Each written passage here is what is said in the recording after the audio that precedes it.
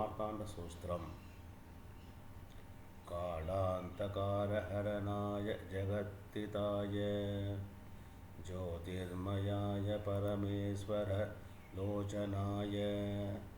वन्देह दैत्यभुजगर्व विभञ्जनाय सूर्याय दीव्रकिरणाय नमो नमस्ते छायाप्रियाय मणिकुण्डलमण्डिताय सूरोत्तमाय सरसीरुह भान्तवाय सौवर्णरत्नमकुडाय विगर्धनाय सूर्याय दीव्रकिरणाय नमो नमस्ते संज्ञावधूकृतय पङ्कजषट्पदाय गौरीशपङ्कज भवाच्युत विग्रहाय लोकेक्षणाय तपनाय दिवाकराय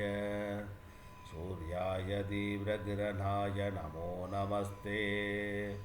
शब्दास्वबद्धसकटाय गृहाधिपाय रक्ताम्बराय शरणागतवत्सलाय जाम्बूनदाम्बुजकराय दिनेश्वराय सूर्याय दीव्रकिरणाय नमो नमस्ते आम्नाय पारपरनाय जलप्रदाय दोयापहाय करुणामृतसागराय नारायणाय विविधामरवन्दिताय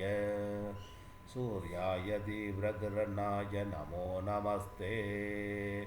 इति श्रीमार्ताण्डसूत्रं सम्पूर्णम्।